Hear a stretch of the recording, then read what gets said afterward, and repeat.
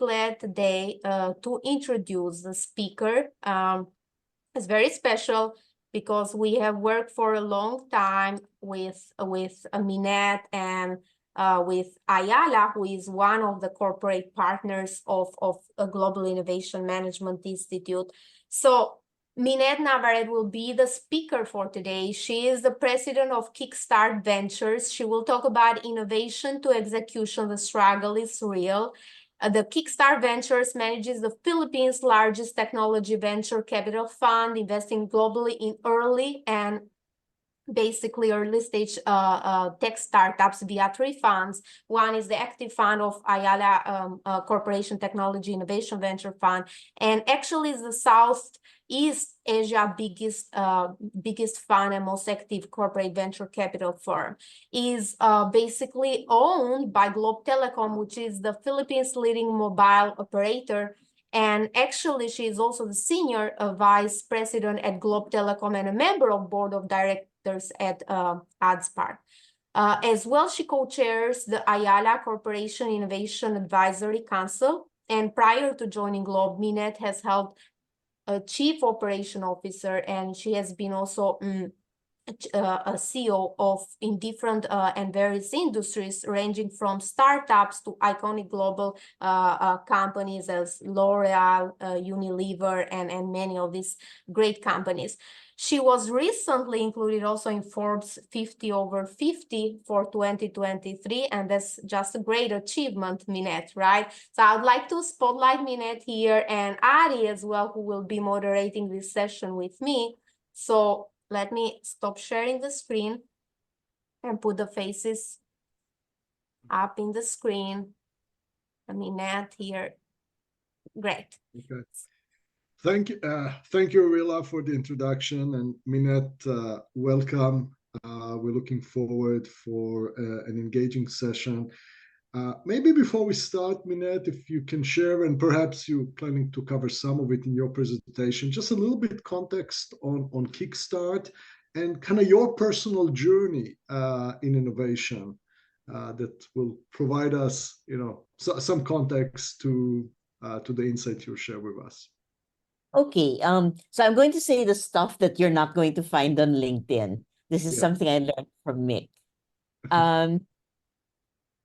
Let me see, the journey to here. First of all, it's important to know that I am a corporate animal. I have only ever worked for corporations. My career started out in Unilever. And for those of you who've been with FMCG, it's classic FMCG training. I went in through the marketing route. And for the first half of my career, really, I worked for the old economy is one of the phrases that's been used. So traditional companies, FMCG, as Arila mentioned earlier, whether it was L'Oreal or Levi Strauss or Shangri-La shopping centers. So all that context is everything was about the experience of a product or a location or a big brand. But all of these, and I think you were starting to say this earlier, Adi, traditional and large and successful at what they do. Business as usual, very important.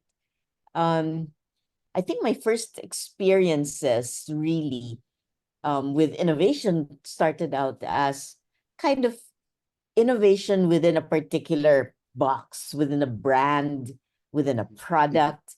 And so it was a big revelation to me the first time I stepped out of large enterprise and joined a startup. So I joined a startup that published massively multiplayer online role-playing games, MMORPGs. And it was fun, it was exciting, but it was also scary. You didn't know if the software would work. You didn't know if the product would find a fit with the audiences. And frankly, you didn't know if you'd have enough cash for payroll at the end of the month. So, and those are kind of the experiences and the learnings that I took with me into the job at Globe Telecom, which, as Arilla mentioned, is the company that owns Kickstart Ventures. For those of you who've ever tried to do innovation and especially venture capital, you probably have the experience of being told that large enterprises and especially telecoms are not particularly fast on their feet. They're not flexible because the networks, the cables, the wires, the cell sites are all massive physical infrastructure. And so, as Adi says, that's kind of the context in which somebody might try to introduce innovation. So I thought that might be an interesting thing to share with you folks, to talk a little bit about what it's like outside of the nice, there's always a lot of good, inspiring stuff that you can talk about. But what is it really like to try to make a large, established, reasonably successful company disrupt the way it does its work? How do you introduce risk and uncertainty into a company? And then that's kind of what I thought might be an interesting thing to talk about today. Thank you, Minette. I think it was a great setup. Certainly created a lot of anticipation, at least from my end. So let's turn it over to you to share your thoughts, and then we'll cycle back with the group. I'm sure there'll be questions and comments, and we'll engage in a short Q&A. So turn it over to you. Well, thank you. And hello and good morning, good afternoon, good evening to everyone. I can see there are 68 folks on the call. So what I'll do, I thought, is maybe share a brief PowerPoint deck just to sort of give some slide support. And folks should feel free to share questions or offer feedback or comments later. So let me start with this. Cool. Can you folks see my? Yes. Cool, thanks. So as Arilla's intro said earlier, this is to talk about the struggle and how real it can be. And I think a number of you are coming from either you're from inside a large corporation where you are trying to introduce change, some innovations, just new thoughts, new ways of working. Or you might be a startup or a tech company that's trying to partner with traditional companies. And I thought what might be interesting is to talk about Kickstart Ventures and what's gone on behind the scenes and maybe before the scenes, and then share some lessons. So this is not going to be a particularly data-heavy presentation. It's a particularly experience-heavy presentation, and I hope that works for you folks. So you'll see to the left this photo of a tram. And this is actually the first business for the Ayala Corporation. Ayala Corporation is the first business house in the Philippines. This year, we celebrated 190 years of Ayala. And this photo that we dug up from the archives, this is really a photo from the 1800s. In 1878, Spain, which was the colonizer for the Philippines, their Department of Public Works for the Philippines initiated the process of securing a builder and operator for what would become the colony's electrified rail system. And eventually they approved the proposal by a Spanish-German businessman, Jacobo Zobel de Zagranis, a Spanish engineer, Luciano Bremon, and a Spanish banker, Adolfo Bayo, who together founded the Compañía de los Tranvías de Filipinas in 1882. And that was a change from coming from horse-drawn transport, talking about the desire for speed, for distance, but also talking about the imagination that the Zobels, the family that has founded Ayala Corporation, had. So the aspirations for a faster, better, more comfortable life. I'll start from today, and then we will work our way back to the past.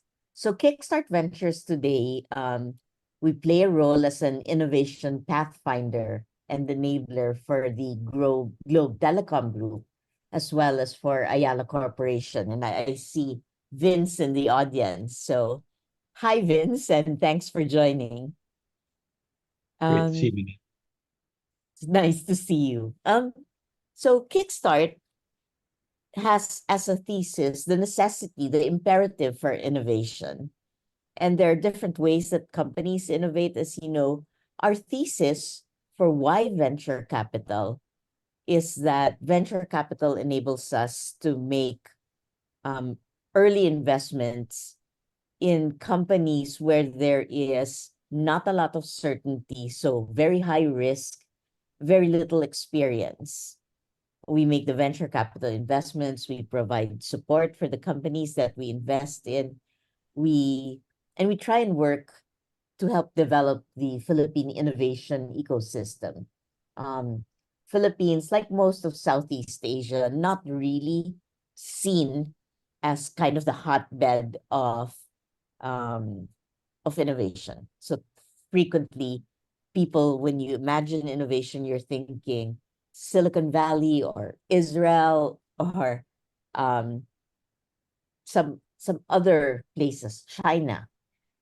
And what we thought a company, a corporation could offer, in addition to venture capital investments, so beyond the check, is the access to market.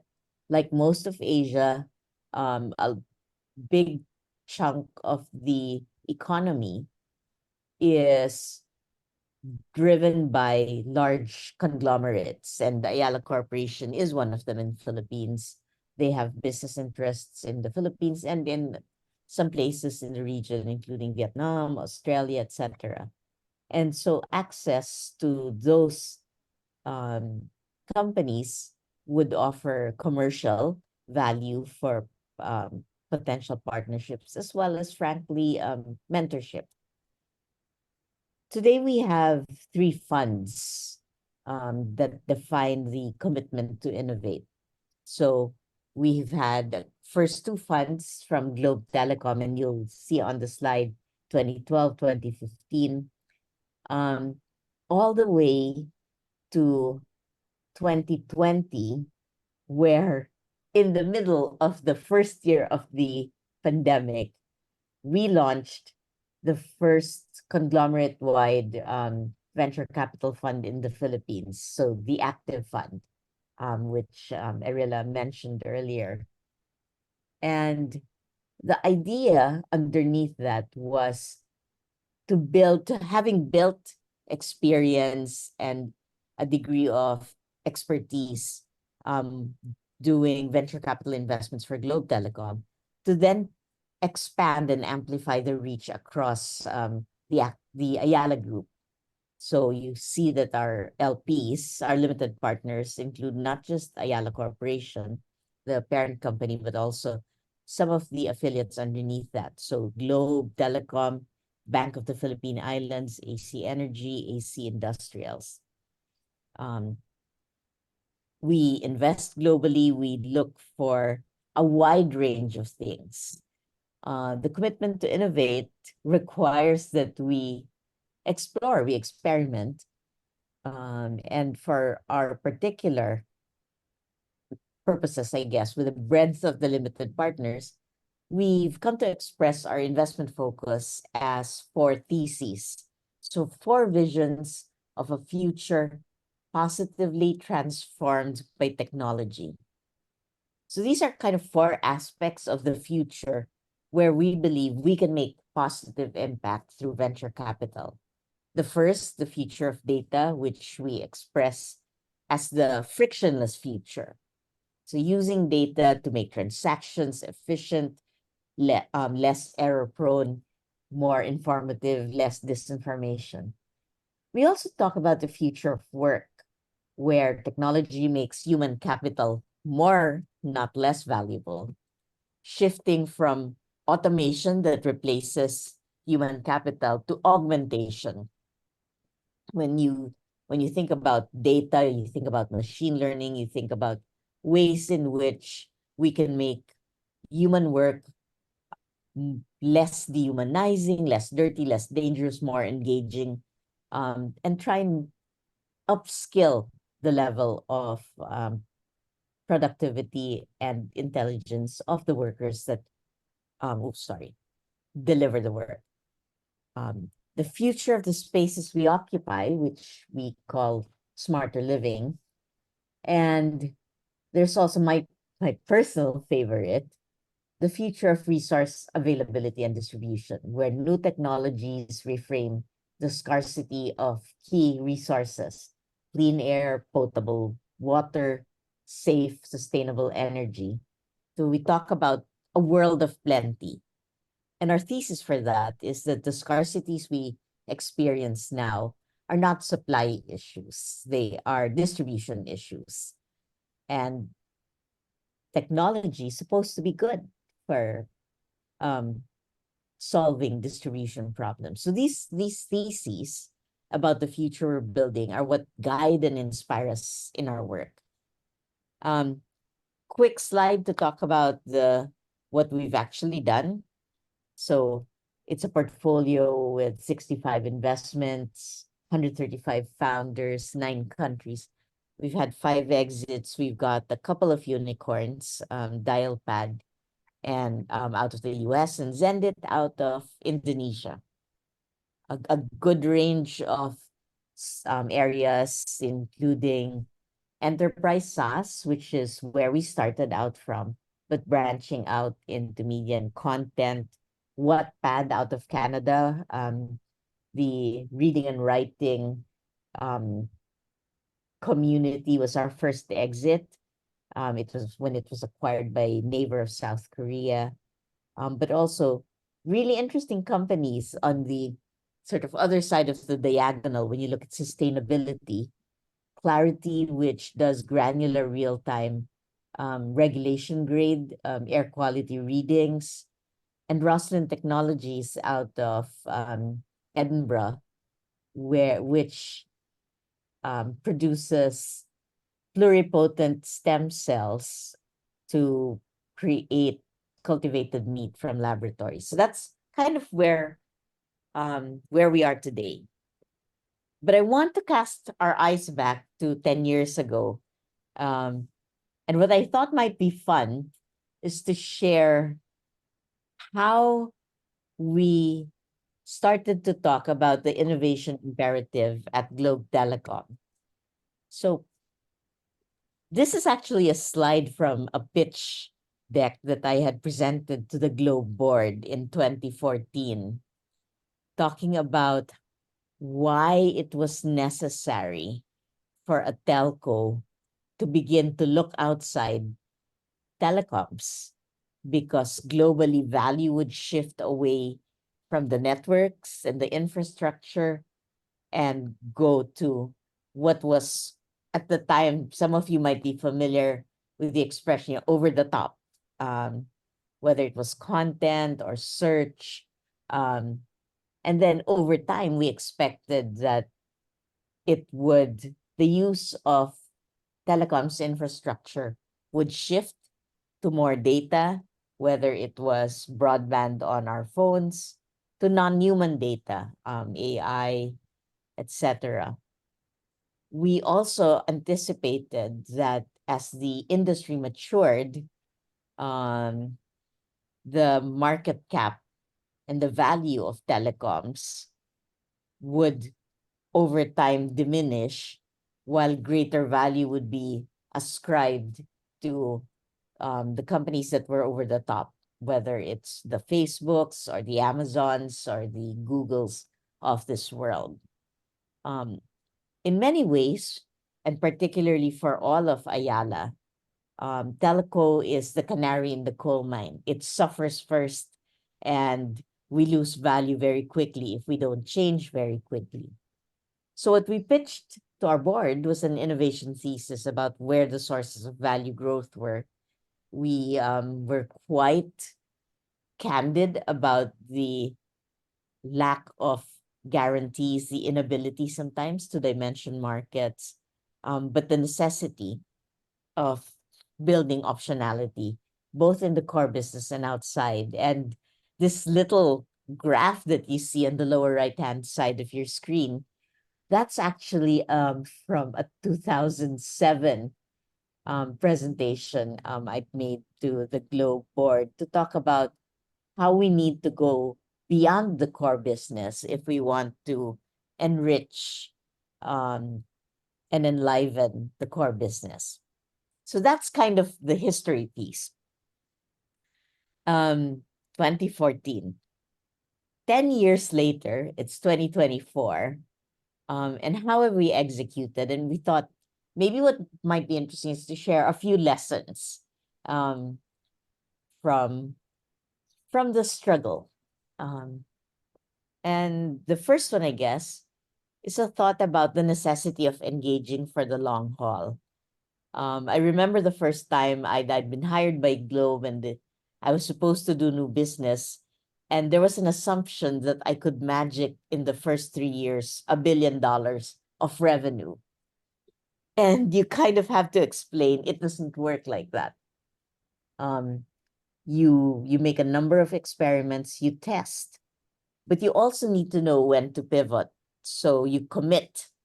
And I guess one of the lessons I'd learned is we burn our boats to be fully committed. So we spun ourselves out of the core business, but you don't burn your bridges.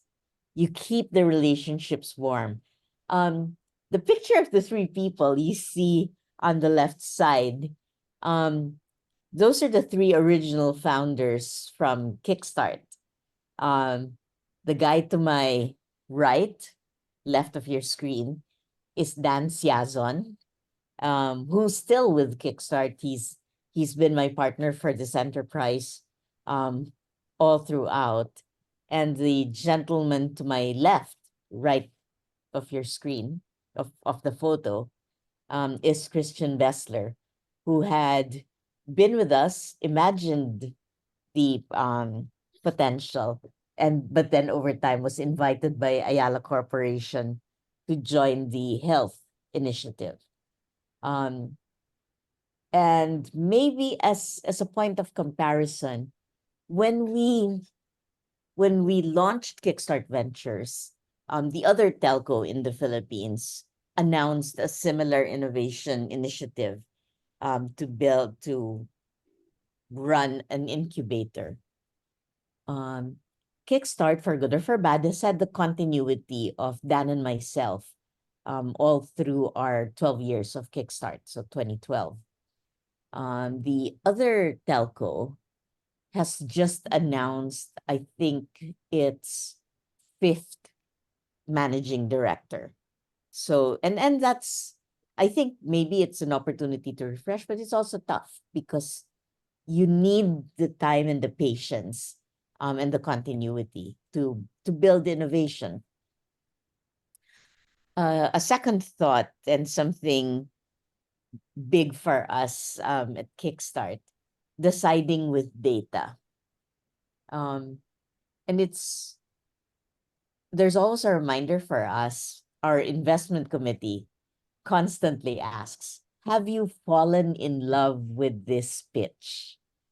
And it's important for us to remind ourselves that we cannot be infatuated and blind. So it's important to look at the data, to measure what can be measured, to find proxy data when it's not possible to run the analysis, to ask the questions. Adi, you talked earlier about, you mentioned earlier about, the having answers and no expectation of all the answers. And that's so true. I think the main thing, in fact, the gift in venture capital, I find, is not about having all the answers. It's knowing to ask the questions, interrogating the assumptions, and trying to cultivate the rigor and the analysis. And to be clear, it isn't to say that the data makes the decisions on your behalf. I think all it is that while the data will not decide for us, it's better to decide with data than without data. And we haven't always gotten things right. Sometimes because the data wasn't clear to us, we didn't make an investment.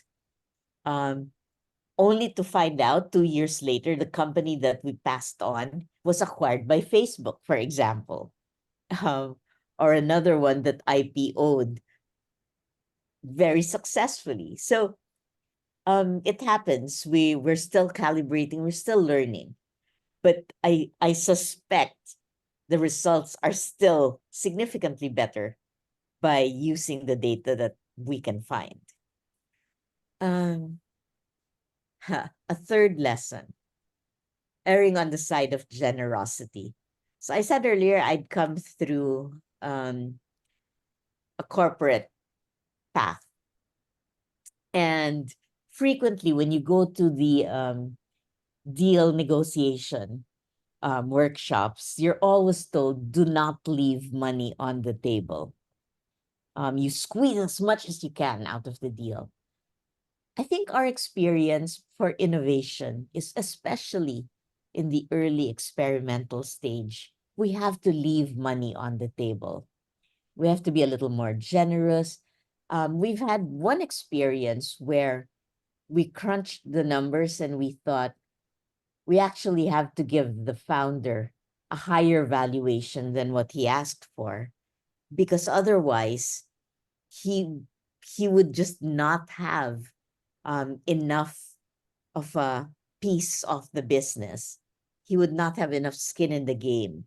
And it's important because what's special about innovation and about innovation investing is that for us, we're writing checks, but for the founders especially, they are committing their time and their energy. And that's something valuable that we want to respect and honor. I think it's also important because it is such a high stress, high intensity job to make time to celebrate, to do good deeds. The folks you see on the picture, this is one of the Kickstart traditions.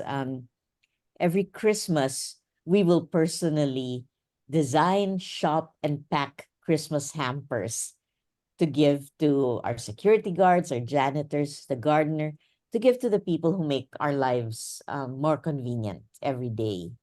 And we find that that's important because it reminds us to live in a world that we imagine, a world of plenty, a world of abundance, so that we're able to share and train ourselves to be generous, to build constantly, whether it's building relationships or teams or the ecosystem or talent. And it matters because it trains us for when we make the innovation investments. Other thing, farming for dissent, and then executing in unison. Early in my career, I had a boss explain after vigorous debate that sometimes as a team, some individuals will have maybe 70% agreement, but 120% commitment. And this is about particularly in in areas where there's so much uncertainty, there's a lot that is unknown or maybe even unknowable, then people can have different perspectives. I think it's important to have open debate. In the Philippines, like much of Asia, where you have high power distance index, smooth interpersonal relationships are so important. And what happens is people keep quiet and don't offer a contrary point of view. And so while some of you will probably be familiar with what McKinsey calls the necessity, the responsibility for dissent, for us, it's actually the necessity to farm for dissent, to listen not just to what is said, but also to seek what is not said, to figure out what's whispered, what people are uncertain of. It doesn't mean that we live and act in chaos. The chaos is important, the disagreement is important, but ultimately, we will try and build constructive directions forward where everybody must be on the bus, pulling in the right direction at the right speed at the right time. And I've had great experiences with my boss, and sometimes we will not have we won't agree with each other, and we'll figure out which one of us gets to do stuff. And I think one of the truly admirable things about Ernest Koo is he will say, well, I'm not sure, but you've been right all along, so let's try your way first. But if it doesn't work, we will shift over to my way. And that's a great amount of freedom within a large corporation to be given that faith, that belief, that support. Last slide, I guess. And we were talking about this at Kickstart earlier.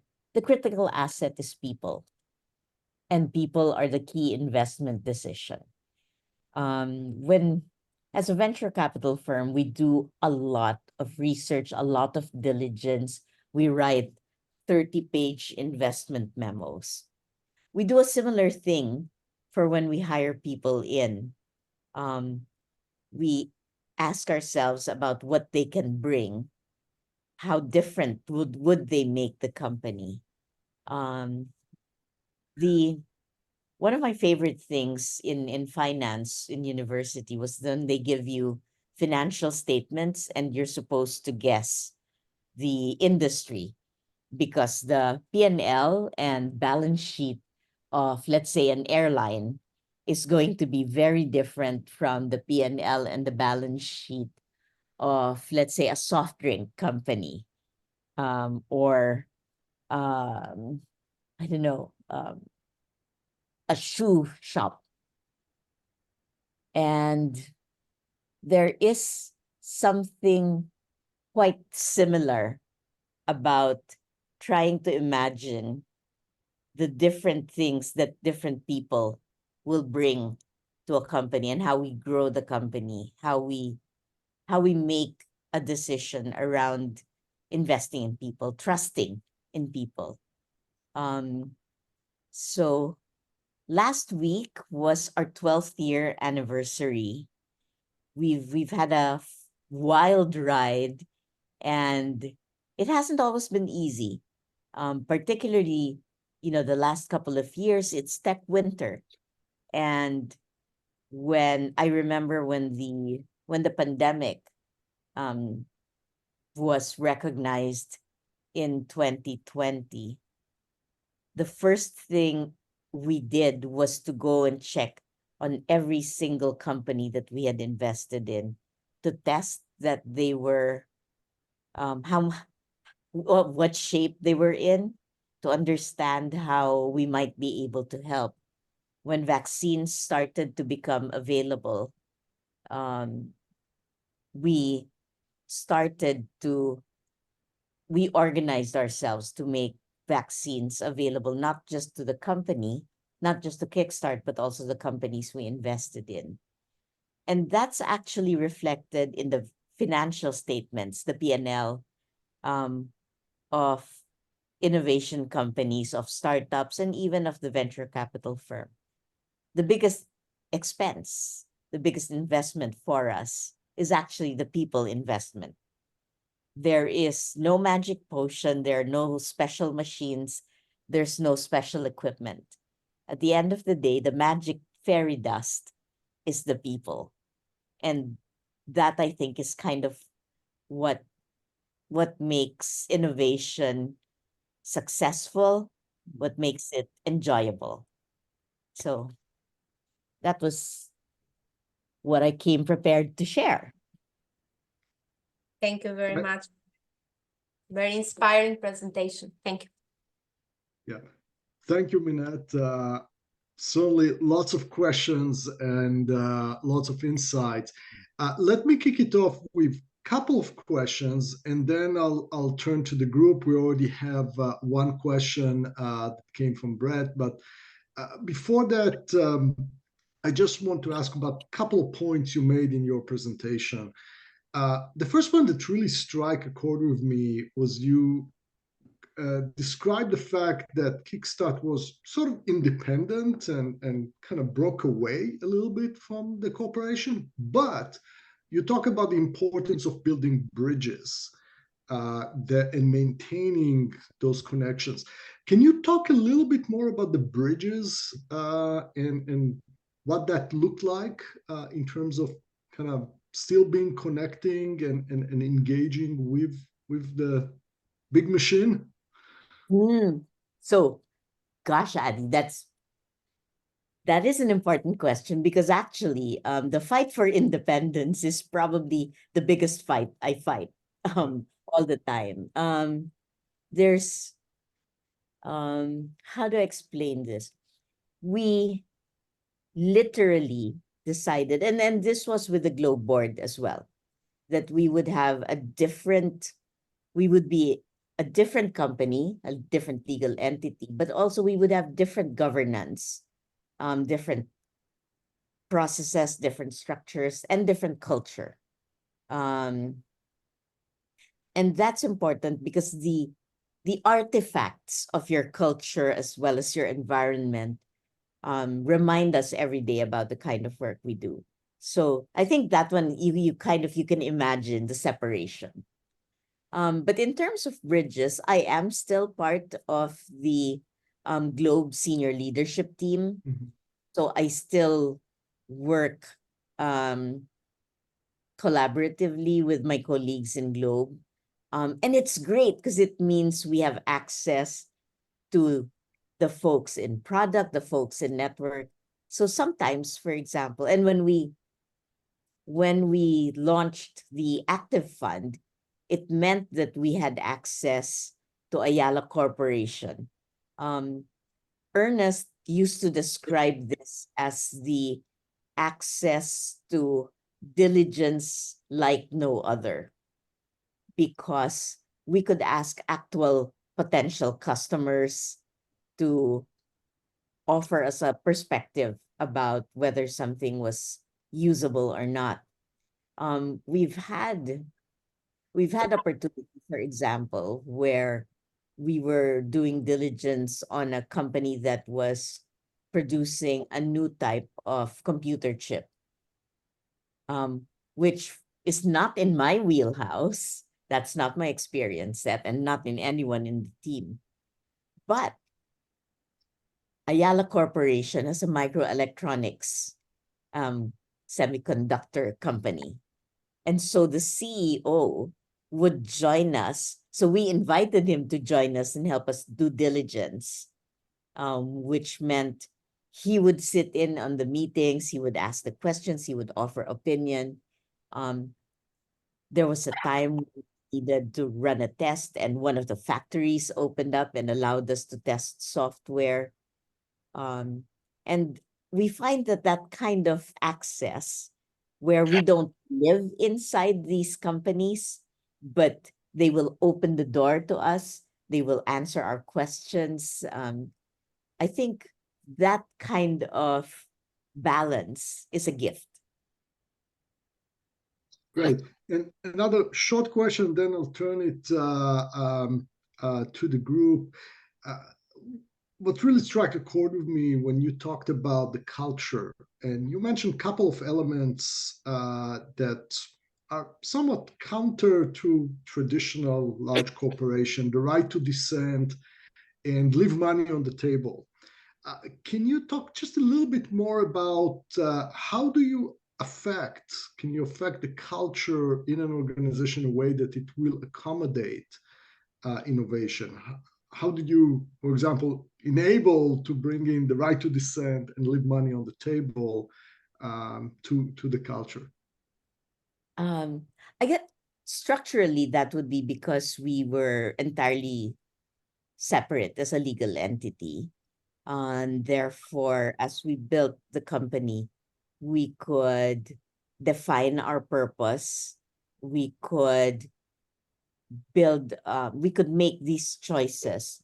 A lot of it is really in the governance as well, I guess, because it was something that we had discussed with our board, that we would definitely make the decisions on our own, and sometimes we would be trusted.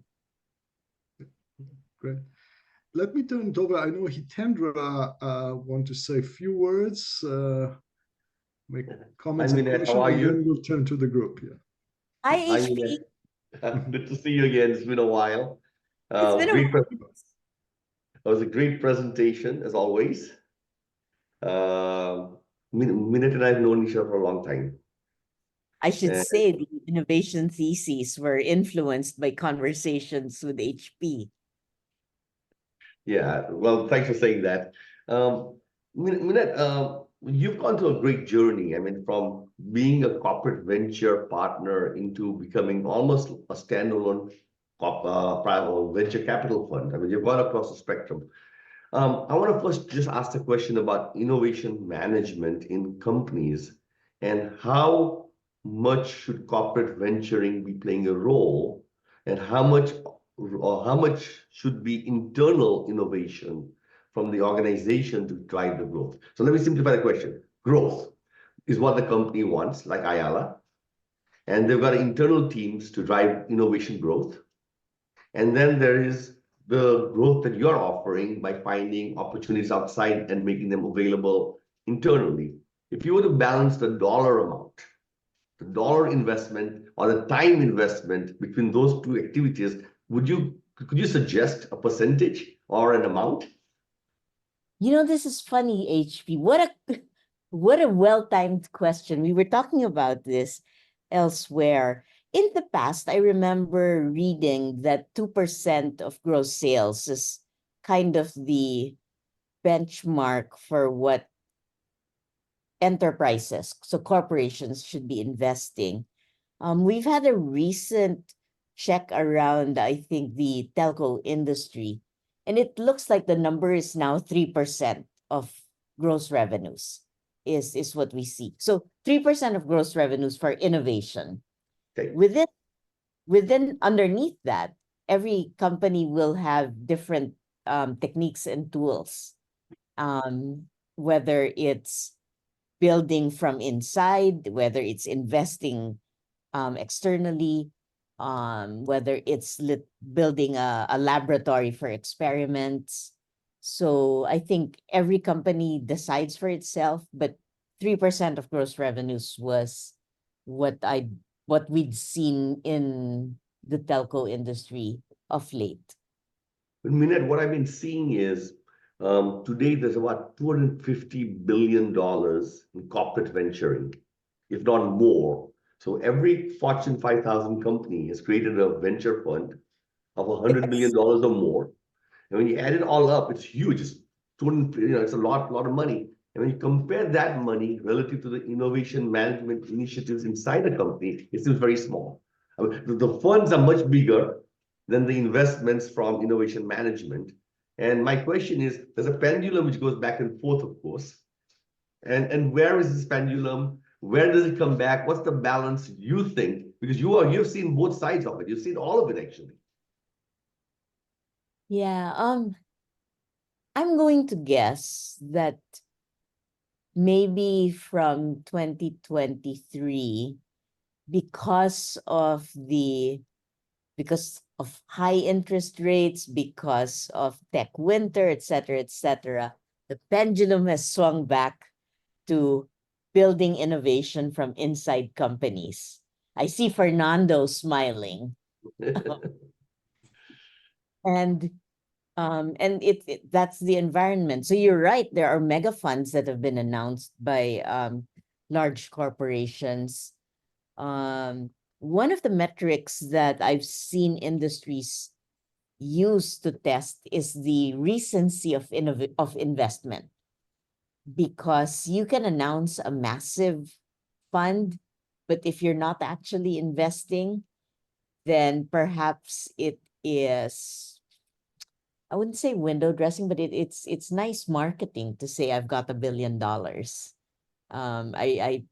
I've seen funds that were maybe 5 times our size, but they write smaller checks and fewer checks.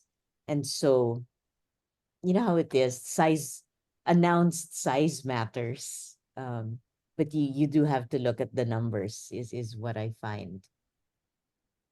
I'm going to ask the last question, then I'll drop off. I'll let Brett take the next question. But my other question, which is, Minette, we've been talking about this for 10 years. When are we going to have a Kickstart Ventures Ayala partnership in Cambridge, Massachusetts, where we can be the eyes and your ears to the technology of what's coming next? Because between the Asian future and the Cambridge future, there has to be some collaboration. Why are you guys so Asia or East Coast focused? West Coast focused?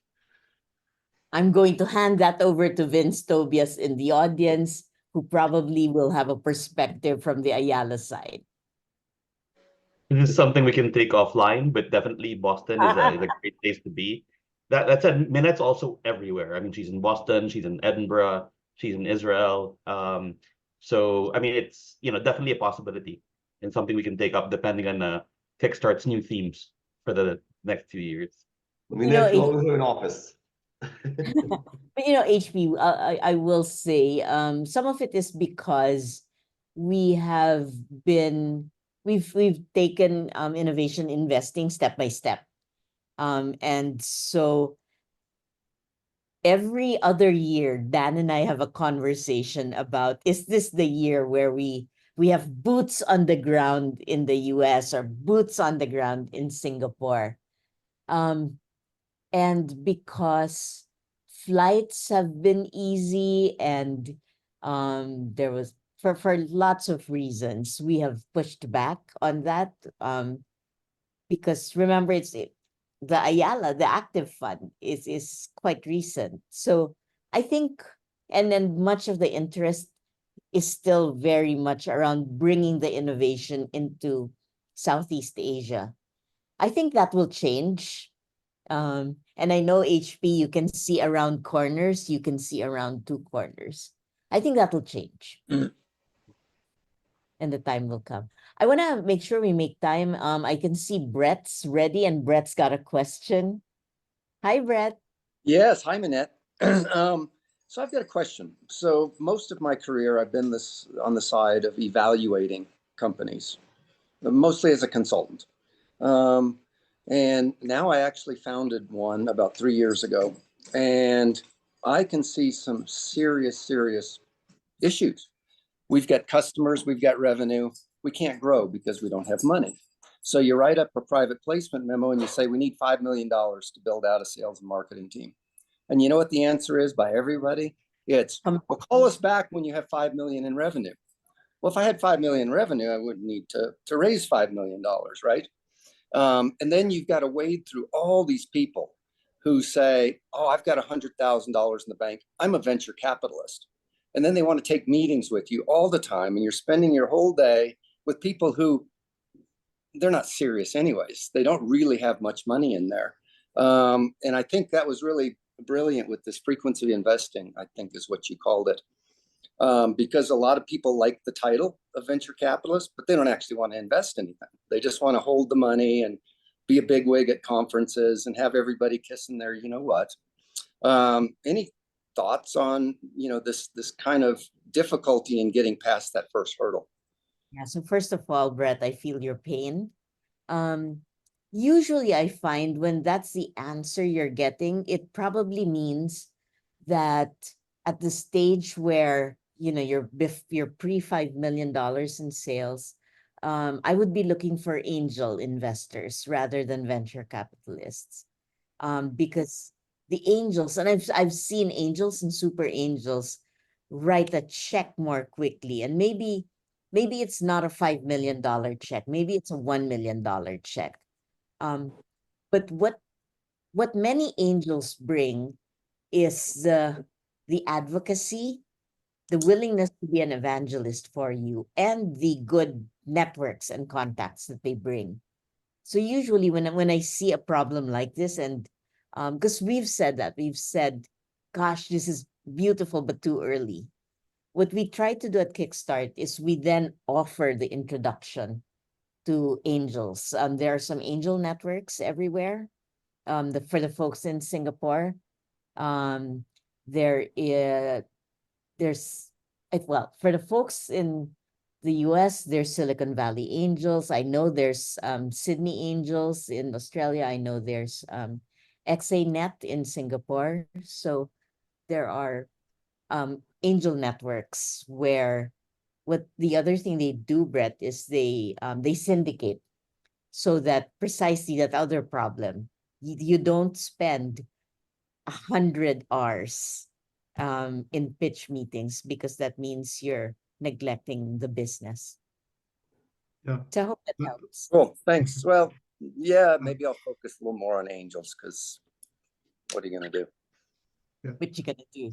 Thank you. We have a couple more questions. I see, Ron, your hand's up. We had an earlier question from Najabat. So maybe we'll start with Najabat, and then Ron, we'll go to you. I don't know if Najabat, can you? I believe that Najabat is with the video off, so maybe we can read his question. Okay. So let me read it to you, Minette. So his question is it precise to consider that in the journey of executing innovation, prioritizing people centricity and empathy over technology and process is crucial, given that while processes and technology may evolve, the trust established with people endures. Also, I would like to know your perspective on AI as a replacement factor or facilitator factor, or mix of both. Wow, what great That's a long answer. question. Yeah. A long question. I think my answer to the first one is I agree, especially in the early uncertain parts. And this because the people won't change. Chances are the technology will change. The business model is almost certain to change. So at the time where the product meets the market, where the channels will change, all of that will change. People rarely do. And we've certainly had a number of situations where we have invested in companies where maybe we weren't so certain about the individuals in the company, but we thought, it was fabulous technology, we should make the investment. And it hasn't panned out because the individuals prove themselves untrustworthy. And when everything is so unfamiliar and unknowable, then it's critical that we can trust each other to have the best interests of the company in mind. So totally agree. People centricity, empathy, and trust, super important. Probably throughout for sanity as well. AI, I would imagine a mix of both. As somebody from the emerging markets where a lot of our economy depends so much on human capital, and where, I worry about the destabilizing impact on societies if we don't make more inclusive economies.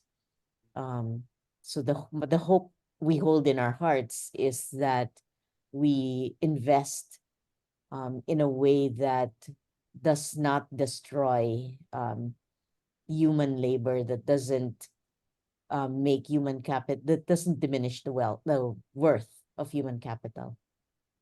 But, Thank people you. have I turn it to Ron. Ronald. Hello, Minette. How are you? So my question is, it comes really, I have not worked obviously as much with you as I've worked with other telecoms. But, in my ancient work with Nokia for about 5 years, and then with Verizon somewhat more recently, the major thing they brought to their venture groups was not money. It was rapid testing, piloting, labs, experimenting, speed to market, guarantee of uptake if nobody else took up the product or service. It was kind of the companion to money. And I'm curious, as you've seen Kickstart's efforts and everything else, how much does Ayala bring to the table in terms of those test labs and pilot sites and commitment to implement, et cetera? And is that growing or declining in importance relative to hard cash?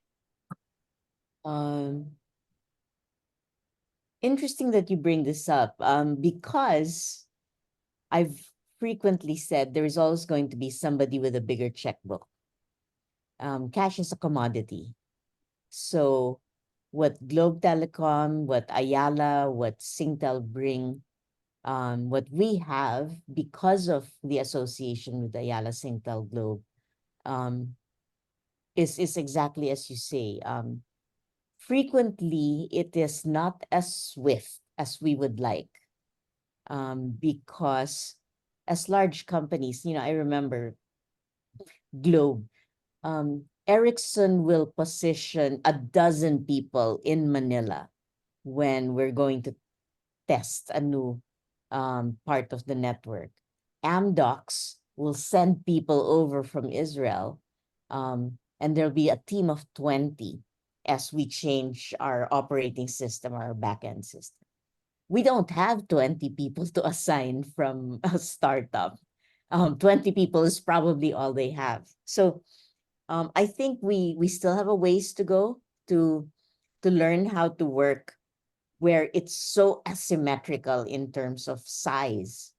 But we have some great examples where we have, for example, Zendit, which is a payment gateway unicorn out of Indonesia. We introduced them to the Bank of the Philippine Islands.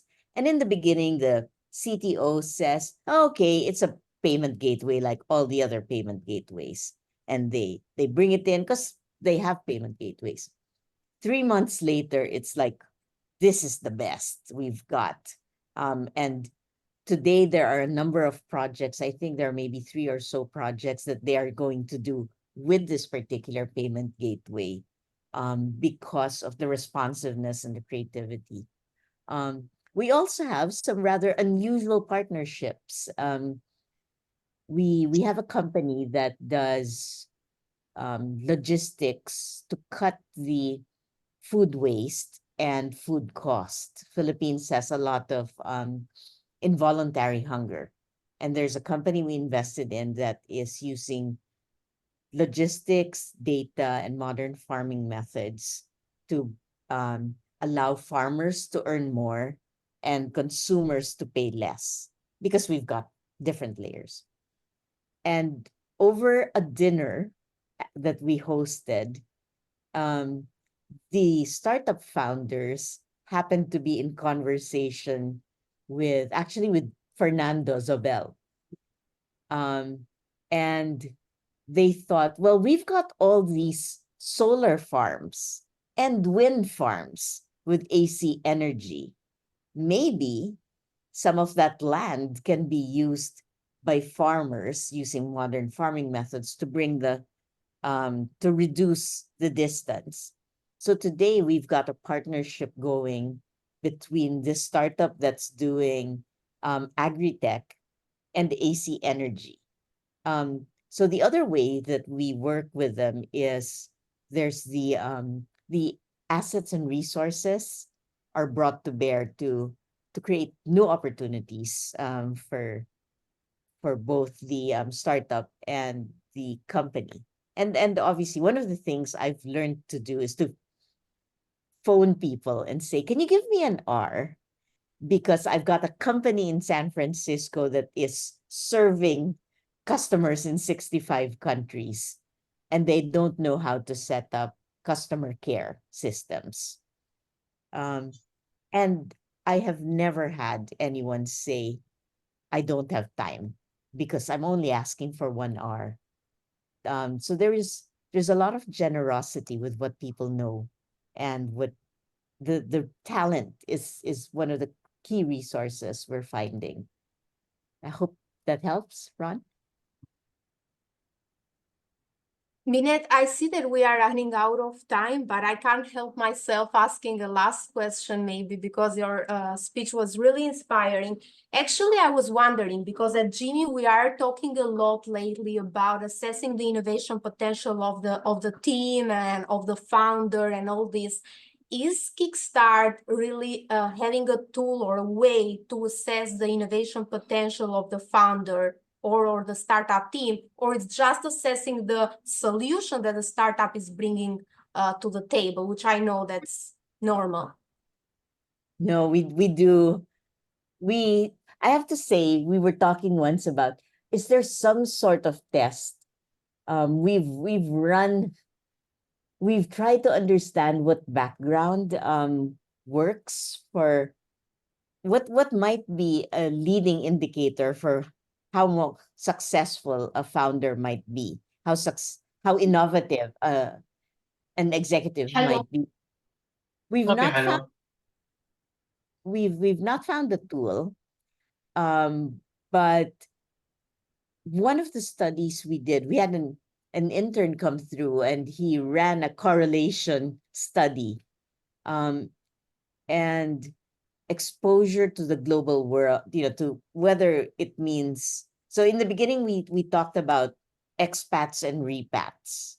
If you live in an environment where it isn't very much it isn't a typical innovation ecosystem. It's not like you're walking around Silicon Valley and you'll bump into investors and founders when you're in Stanford Shopping Center, right?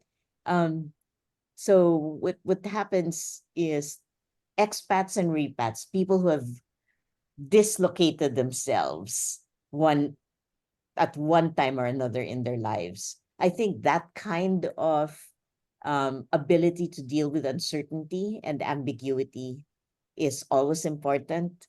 So certainly to me, we do run reference checks on character. We will make the phone calls.